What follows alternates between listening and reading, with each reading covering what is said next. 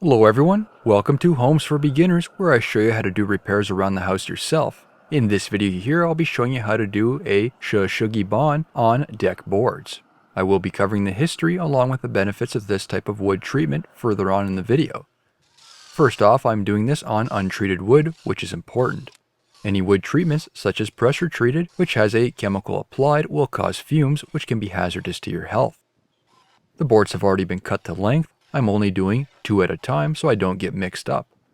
I have found marking the ends with pencils can be done, and there will be a very light outline, but it can be hard to see at times. The deck boards are being screwed down, so all the holes have been pre-drilled as well. Marking out any other stuff after this can be a bit messy dealing with the ash, and the markings can be hard to see. Next is moving on to the burning. If you are new to this, I would highly recommend testing this method out on a piece of scrap wood first. Here I am using a propane torch, which is typically used for burning weeds, but it has other purposes as well. The hotter the flame, the quicker the burn, so set it to whatever you're comfortable with. I have been experimenting with different days and techniques, so I'll try to cover everything I have experienced. I have found it's easiest to start with the sides of the board first. Don't put the boards together. Any small gaps between the boards due to any bowing may not cause an even or clean burn. Any knots in the wood won't burn like the rest of the grain. Those can be left as is, or you can touch them up with a small handheld propane torch. Not all the grain burns the same either. Some burn slower, others will burn quicker, and this depends on the cut of the wood. If the wood isn't dry, you will see and hear the wood popping, which isn't a problem. While I am using kiln-dried wood, unfortunately it isn't very dry when purchased from a lumber yard, so this was a fairly common occurrence. Edges will burn quicker than any flat areas. The efficiency of the burn can be affected by the temperature outside along with the wind. It's best to do this on calm, warm days. Even with a higher flame, the wind can greatly increase the amount of time required to burn the surface. The distance you hold the torch away from the wood can also affect how quickly the wood burns, so experiment with that as well. These are 2x6 boards, 12 feet in length, and it takes approximately 10 minutes per board to burn. It's important that the wood is burned all the way around in order to provide a proper barrier. Only burning it on the top side still allows for the wood to be affected by the elements, as the sides and underneath are exposed. The boards will be warm, so handle with care. As a little history behind the Shou Sugi band finish, I have been cross-referencing multiple sources for information. This method dates back to at least a couple hundred centuries and was a traditional Japanese method to treat wood, specifically cedar.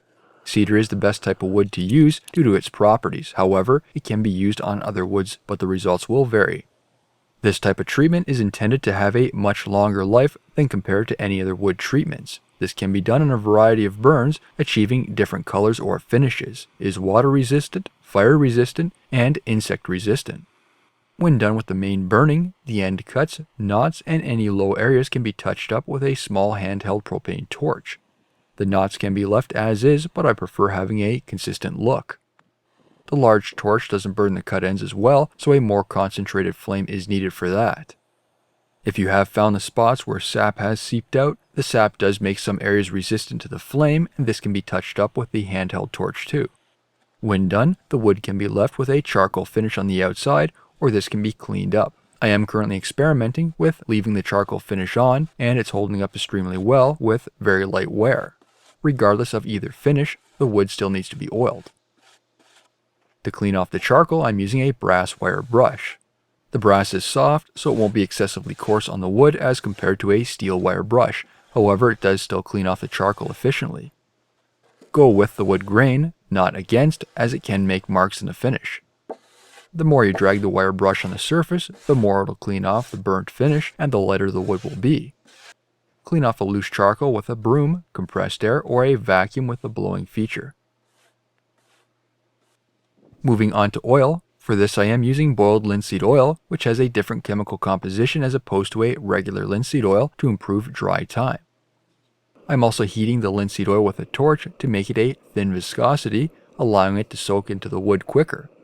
After it has been heated up, the torch is turned off and now is adding an equal amount of turpentine, so a 50-50 mixture of boiled linseed oil and turpentine. The turpentine further helps improve the dry time and its ability to soak into the wood. The linseed oil will provide a light amber color, but most importantly, seals up the wood. Wear a glove when dealing with the hot metal bowl. Using a brush, apply it to the top and to sides. As a cautionary tip, linseed oil is known to spontaneously combust, so any items soaked in this, such as rags, should be washed with water and then left outside to dry before disposing.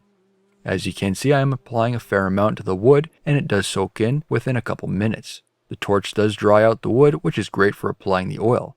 This is all being done in one day, so the moisture in the air doesn't affect the wood. Make sure you work in a well-ventilated area, as the fumes can be strong. While this is drying, I can move on to the other boards. For the boards to be installed, I waited about an hour. The oil was still a bit damp, but it's enough to handle the boards. And finally is installing the deck boards. While the frame of the deck isn't done, it can be done as well. The frame isn't exposed to as much weather as compared to the deck boards, but if you do have a chance to apply the same finish, I would certainly recommend it. I am using 1/4-inch spacers for the deck boards to maintain a clean and symmetrical finish. It's slowly screwed on from one end to the other, making adjustments as needed, either pulling or pushing over the boards. Reference measurements are also made with the frame and existing boards, ensuring everything falls into place. Some of the boards are crooked, so I have used different methods to pull them over. Prying against them by hand for the milder areas, or using a jack against the frame in severe situations. The older lighter boards were installed about 2 weeks ago, so you get an idea how the finish lightens up when exposed to the sun. An F-clamp can also be used to help pull down the boards, as they can lift when pushing them over. While the screws do pull down the boards when pre-drilled, it doesn't always work in extreme situations. Make sure you do use quality deck screws. This deck did have deck boards which cupped due to the weather and ended up breaking the screws in the first year, which resulted in switching over to another brand. After a month, it's just before winter. Here you can see how the boards are now the same tone of color. The boards are currently dry, and before the weather gets cold and the deck boards are exposed to snow, a second coat of 50-50 mixture with turpentine and linseed oil is applied. No sanding is needed, just make sure the deck is free of any debris, so sweep it off with a broom.